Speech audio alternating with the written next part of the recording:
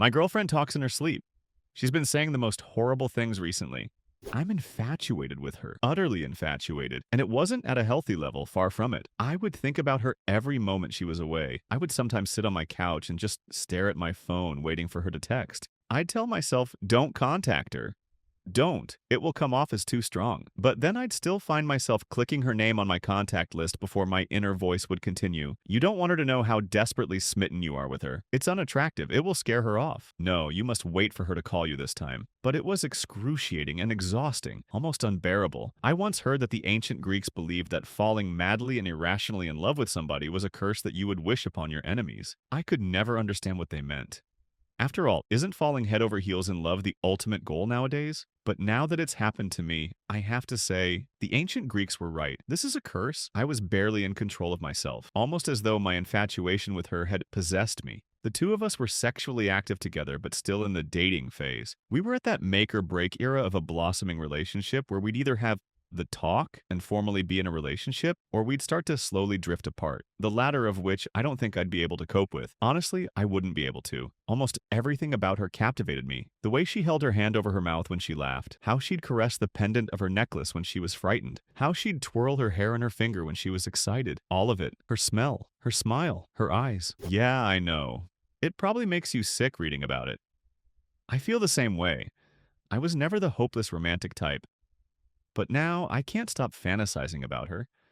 I think about us doing the long 3-hour hike up to that magnificent view from one of our first dates, to that first kiss, as we overlooked the lights of the city. But this time, I'd get down on one knee, bring out the ring, and, well, you know what would happen next. All right, fine, I'll stop. Yes, this is a girl I'd only been casually dating for a couple of months. I shouldn't be thinking about proposing yet. I know that.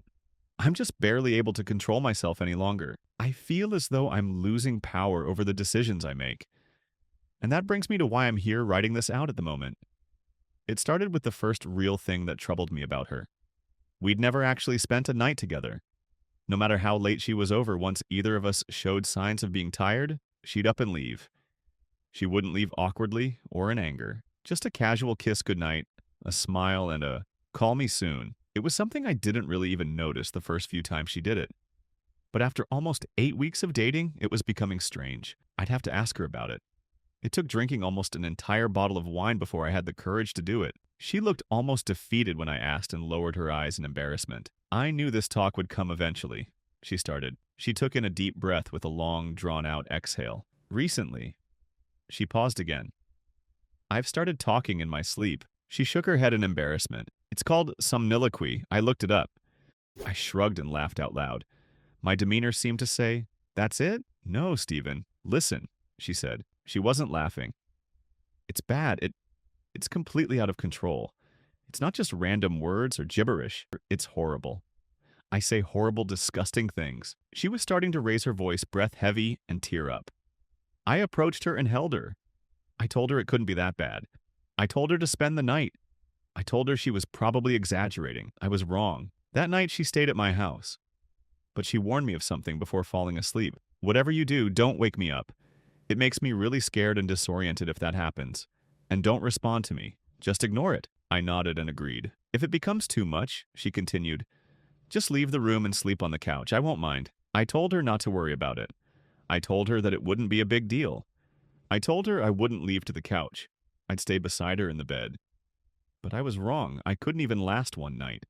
We both fell asleep without incident. I don't know how many hours passed, but I woke up in the dark with the sensation that someone was watching me. And then I remembered she was with me. She was actually spending the night. I smiled, but then I noticed the shadowy outline of her sitting up on the bed. She was looking down at me, staring. It creeped me out. I'll admit it.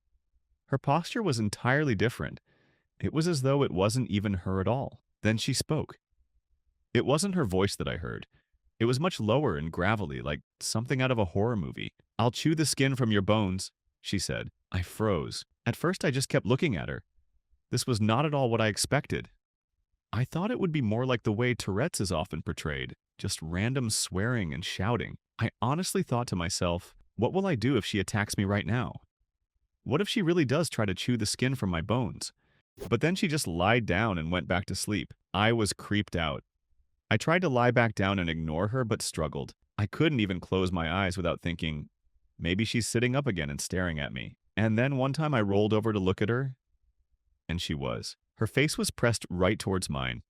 Her breath was foul and rotted, something that was most certainly not normal for her. She spoke again, in the same voice as before. "If you don't move to the couch, you'll be dead by morning." That did it for me. I sat up in a moment and headed for the living room. She made some sort of wheezing sound as I left. I think it was supposed to be laughter. I was lying on the couch, but I wasn't going to be able to fall back to sleep. I was far too shaken. I was staring out towards the window, hoping to see the first few hints of the sun rising. And then I thought I heard something. From the bedroom.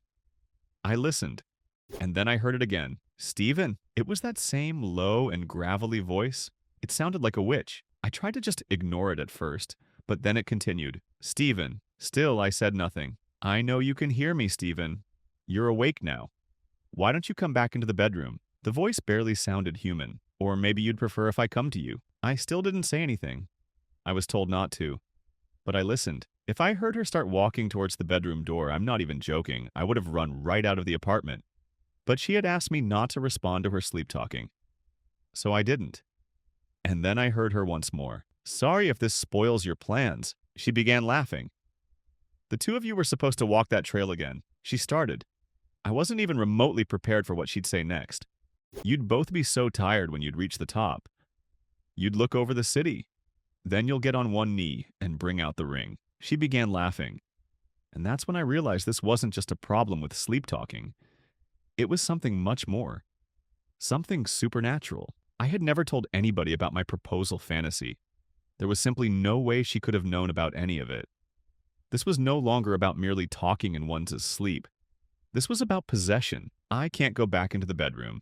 I have no idea what would happen if I did. Instead, I'm going to wait it out, holding up in my living room until the sun rises. I have a couple more hours yet. I can hear her laughing occasionally in the bedroom.